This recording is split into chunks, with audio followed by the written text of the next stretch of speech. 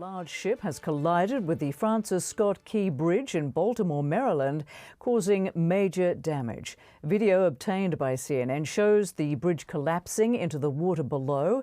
We have no information yet on deaths or injuries. Maryland authorities say all traffic is being detoured around the area. It's stunning what we can see from our vantage point. Police boats, first responder boats that are in the water. Sonar has picked up that there are cars in the water and they're trying to rescue people who could still be inside. You can see chunks of the bridge, the Key Bridge that tumbled down toward the water, still on the deck of that shipping container. Just look at that picture. You can see that entire span of the Key Bridge is in the water. And there you can see Dolly, that huge cargo vessel, just wedged in there right where it has been since about 1:30 a.m. this morning.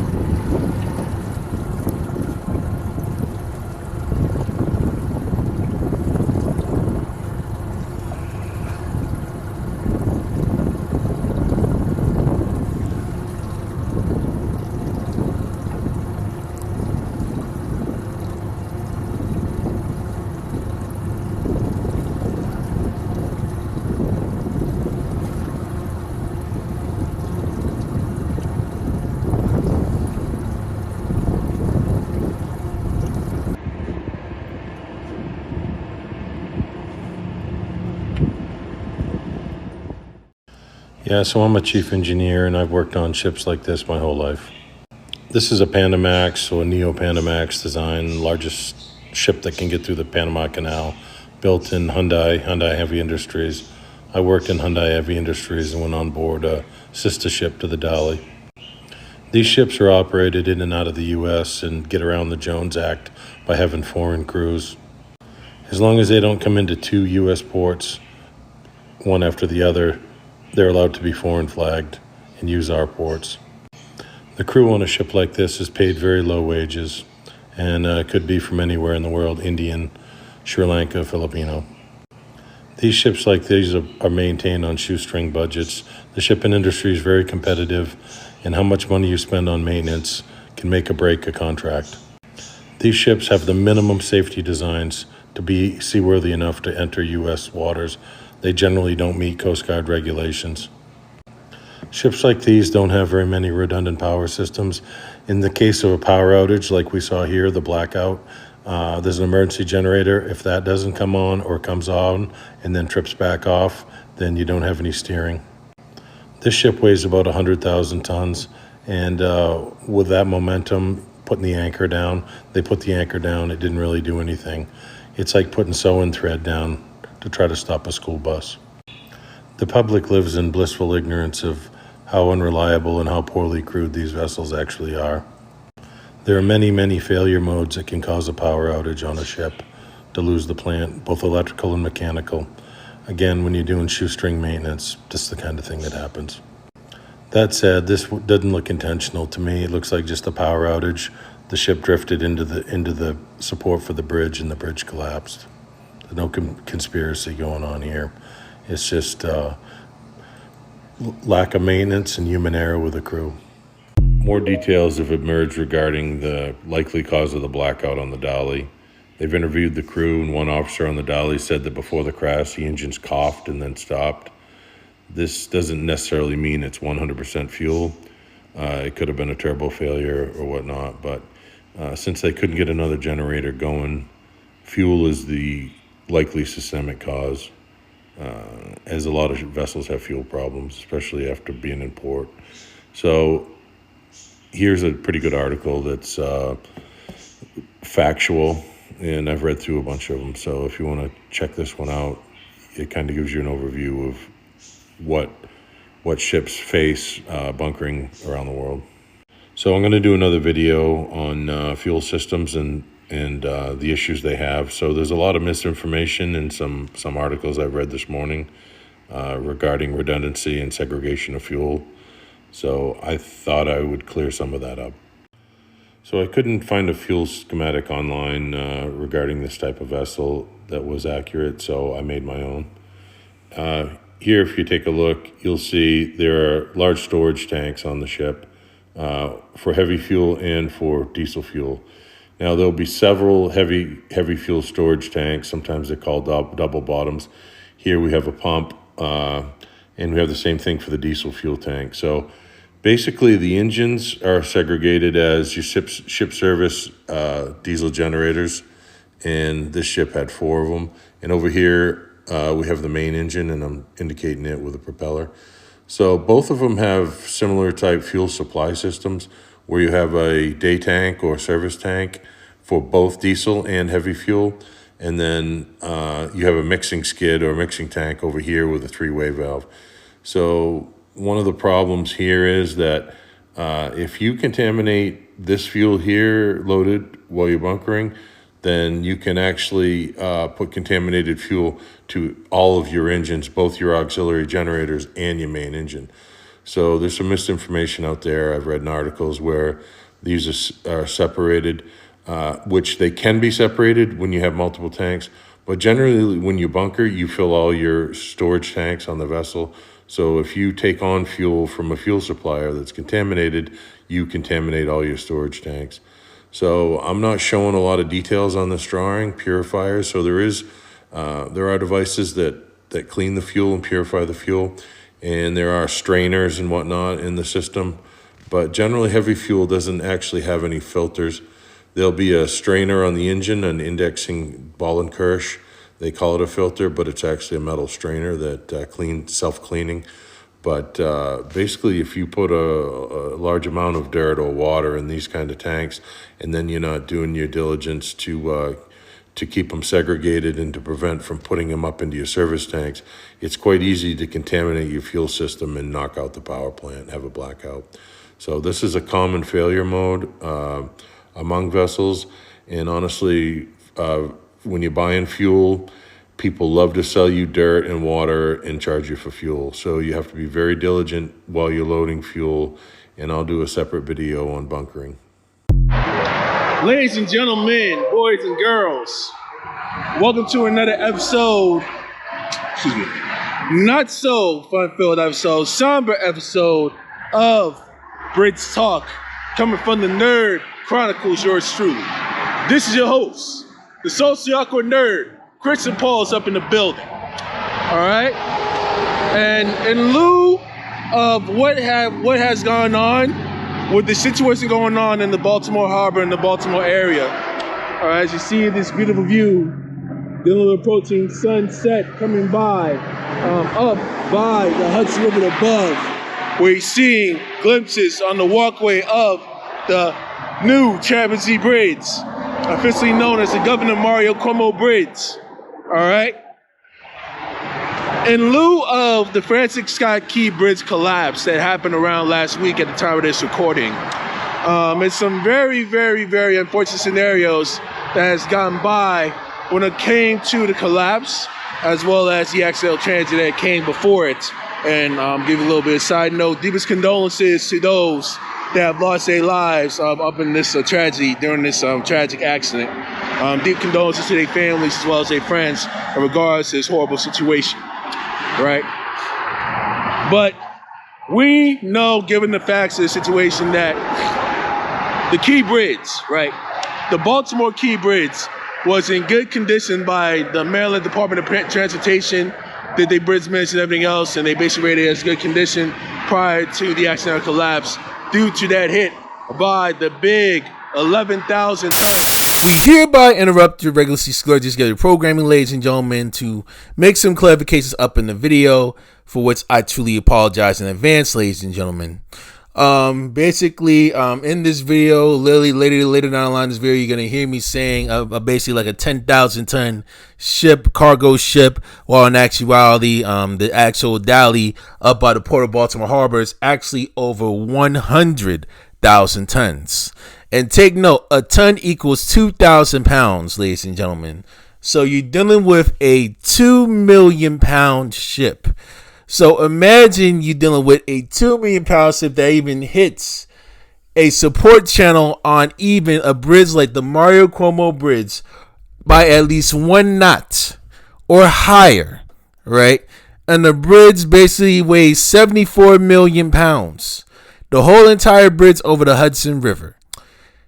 One big hit on a 200 million pound cargo ship.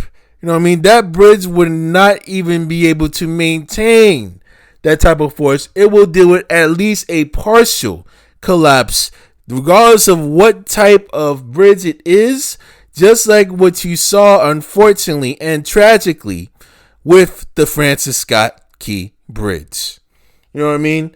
Not enough cells would even be enough to really hold on to that type of force, literally, right? In order for that to work. In order for the force to mainly be maintained, you're dealing with force, you're dealing with a combination of statics, dynamics, as well as fluid dynamics and fluid mechanics, just to make sure that the bridge mainly stays in place. And take it for someone who has studied engineering, civil engineering, when it comes to these types of ordeals. Now, let's get back to the regularly scheduled programming, ladies and gentlemen. Ship that's coming out of the Baltimore Harbor, the port of Baltimore, then what creates is headed towards Sri Lanka, right? So some very, very, very unfortunate stuff, ladies and gentlemen. Now, what if I told you that it's not really the bridge that's the problem? It's more so the nature and design of the ship, an impossible poor maintenance of the ship that may cause the ship to mainly malfunction, have emergency braking, and may cause the ship to actually have an accident. And then you could have other weather factors as well that may have caused a collision, just as with the old Sunshine Skyway Bridge up by Tampa St. Petersburg area, Tampa Bay area. Is Pulse 13's Neil Vicino to tell us what he sees from there? As you've probably already heard from Tom Martino and Tim Smith, the weather is deteriorating out here rather quickly. We're going to try and tell you, as far as we know, from what we can see and what we've been told, what did happen out here at 7:39 this morning. We're aboard Captain Jack Nowling's 23-foot Mako, and we're less than, about 40 or 50 feet just to the west of the Summit Venture, the ship that hit the Skyway Bridge this morning. She's a 606-foot ship out of Liberia, out of Monrovia. She is a phosphate carrier. However, we told she was not carrying phosphate when she was inbound this morning and hit the bridge. These incredible pictures I'm sure you're seeing right now are, of course, of the ship and a large part of the superstructure from the Skyway, maybe 40, 50, or 60 feet, sitting on the bow of the Summit Venture. And the Summit Venture is less than 1,000 yards away from what is left of the Skyway Bridge. As photographer Jewel McGee is probably showing you now, you can see where the span was cut off. There's still some debris hanging from there. We're told that right under that spot, just a little bit north of where the debris is hanging, they are not searching there because they're afraid of the support. They don't know what type of support. I understand there's hardly any support there, and so the search operation is not taking place underneath there. But the divers are diving the rest of the length. I understand it's about 1,000 feet of the bridge that was taken out. They're searching there, of course, for any more bodies, and I suppose at this time probably no chance of survivors.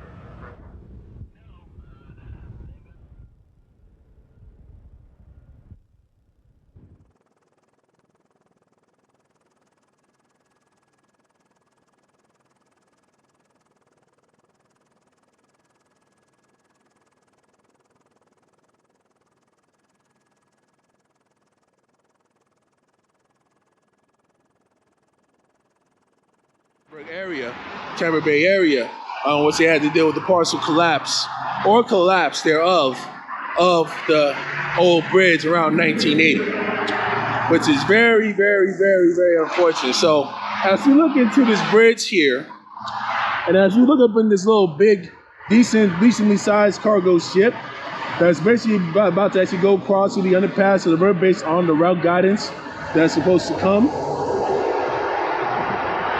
You think about this, right?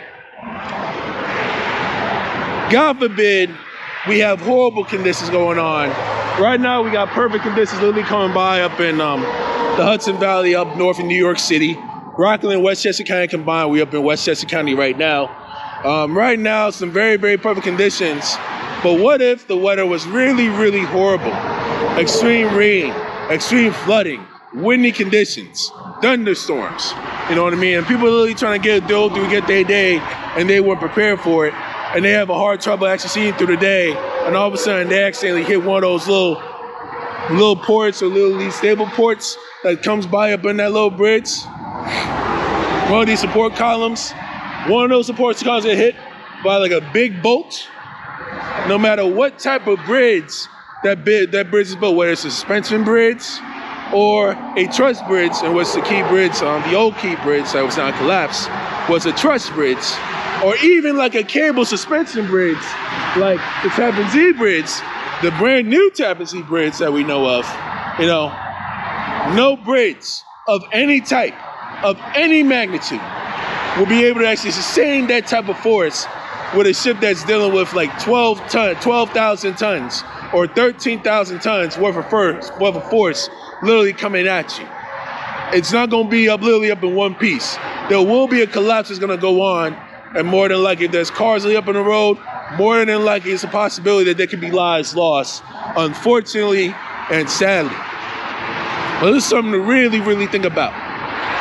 And yes, we understand the situation with the whole bridge recuperation, and I know right now Coast Guard is actually making a huge effort, doing a 24/7 round the clock of actually getting rid of all the scrap and getting rid of all the damaged vessels that are up in that bridge, recovering cars, recovering human remains underneath the extremely frigid conditions of literally the Patapsco River. You know what I'm saying? Like the big Patapsco River coming out, approaching the T-Spade Bay. That type of cold water, literally the Hudson River that you see below, literally about 35, 40 degrees. Cold. No human being, you know what I mean, after maybe a couple minutes will literally withstand that type of force with no life vessel jacket, no life jacket whatsoever, and they can literally stand that type of chill factor come by up in that water. They would not even last that long in the water, and they would literally die within minutes on impact. You know what I'm saying? The way this is going, especially when you're trapped up in the car, really getting crashed up in you, and you actually fall down, and if you're a pedestrian walking the bridge like this, God forbid, I stand here, right, dealing with this episode of Bridge Talk we're dealing with, and we are approaching one of these ports here, okay? Let's say I approach this little big support channel where this little vessel is actually gonna come in, okay? I go through here, right? We go through here, we see this little sign and whatnot. We go through this support channel right there, okay? This support channel, God forbid, this guy gets hit and shaken, right? Unfortunately, all hell will break loose. No guarantee that this bridge right here that you see here up in piece will make one piece, okay? Not even the Coconino Bridge, may not even be the George Washington Bridge, or maybe even the Bear Mountain Bridge, depending on like what design the ship is in or what design the ship is at, or even the Verrazano Bridge at times, or even the Goethals Bridge, right? Can't even withstand that force of a 15,000, 11,000 ton cargo ship literally coming at you. And a little bit of side note here, 1 ton is literally 2,000 pounds, right? Or even, actually I got the math correct there. I got the math on that one. 110,000 tons. Whether it's like 200,000 tons or 100,000 tons, however it may be, no bridge would ever withstand that type of force like the way it's coming at them. With that type of force, with those types of storage ships, with those types of containers that trucks mainly carry above that bars, above that ship, right? They hit that support pole, that stuff is done.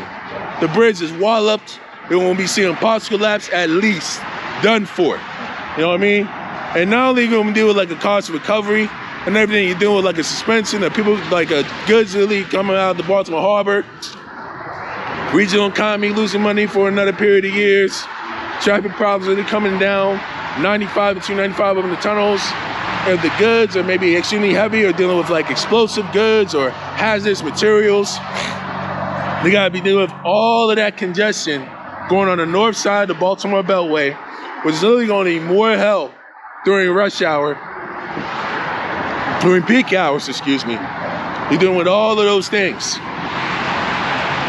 And the local commuters, especially the ones up in the immediate Baltimore suburbs, in the Baltimore area, as well as people actually coming from the DMV, District of Columbia, Washington, D.C., Maryland, Virginia.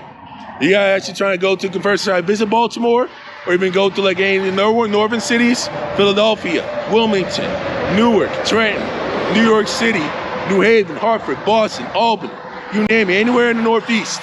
Right, you're dealing with those types of traffic. It's gonna be miserable at a little bit at times, which you may need to literally plan accordingly. Right, we know economics is gonna be affected.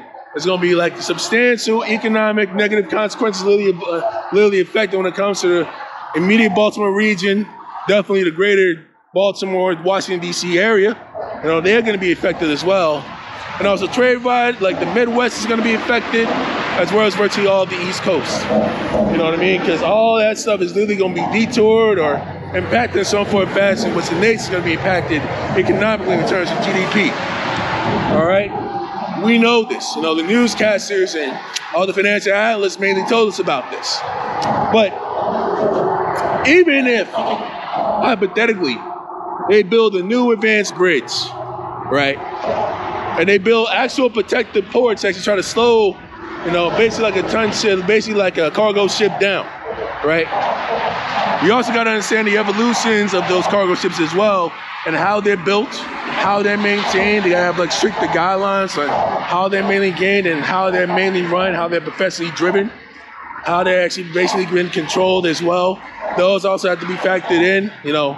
More than like these ships are actually going to evolve as well. Even bigger ships have a chance where they actually are more fluid and move, can actually traverse through a bridge like the Cornwall Bridge, which we don't know if they have any other support vessels that we know of. Where we actually check the picture of the bottom. I don't know if they actually do have supports, but let me try to double check and make sure for sure. But even that, with a bridge like this, a brand new bridge at that, you know what I mean? There's some risk involved as well, you know. There's going to be like some highly advanced ships in the years from now, even though they got like more bigger technology, more advanced technology to do with bridge reconstruction and everything else. You got to take notes of those ships that mainly come by that are also going to be develop the advanced technology advance as well when it comes to these things also. You know what I mean? So, like I said before, in many cases, it's not really the bridge itself. It's primarily the design of the ship. And take it from a person who studied engineering, specifically civil engineering, who's been up in the engineering world, he studied engineering as an undergraduate, who studied mathematics as a graduate, who can relate to these types of things and these types of designs when it comes to that type of shit that mainly comes by like this, okay? So if we get a little bit of a clear view, basically on this little river that we have underneath. And if we look further, right, everything is really fully bars up here. I don't want to be careful because I know there's still a little bit stuck up there, but we have mainly the stuff that we see up here. If we look into these little ports, we want to try and make sure we verify and double check and make sure.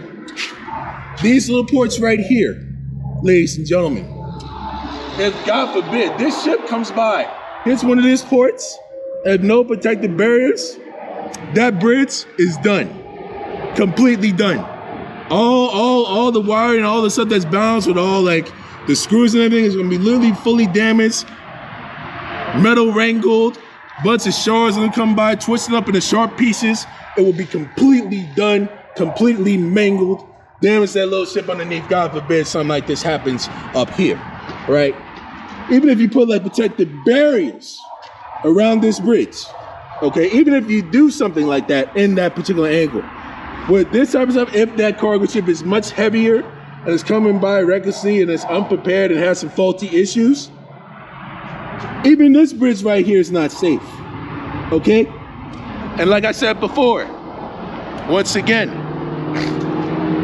unless you're dealing with natural conditions when it comes to weather that's causing, the bridge to literally fall off, when it comes to weather or God forbid an earthquake, in many cases, not the bridge itself, it's the design of the ship. And once again, thoughts and prayers.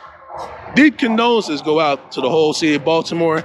Deep condolences to the residents of Baltimore and the Baltimore area and the greater Washington, D.C., Baltimore area. Condolences to the immediate families of those lost during this horrific, tragic accident. Collapses happen over the past couple of years. How concerned should Americans be about the bridges? We shouldn't be asking ourselves how to make a bridge survive the impact of a ship. We should be asking ourselves how to make ships so they don't run into bridges. How do we train crews and what crew proficiency and what equipment we need to put on a vessel to make it, and what sort of testing regime. So there's no bridge that's going to survive the force of 5,000 dump trucks loaded hitting it from the side. They just don't have strength from the side. Need to focus on what's important here, the ship.